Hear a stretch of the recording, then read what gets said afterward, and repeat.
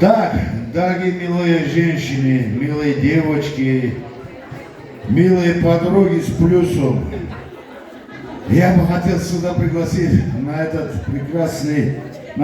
прекрасную сцену популярная и эстрадная певица лезгинского народа, дорогая многоуважаемая Анфиса Шамсудинова, с песней о жизни, если не ошибаюсь. Сестра, ваш выход творческий, вам сказала еще раз, вас наступающим.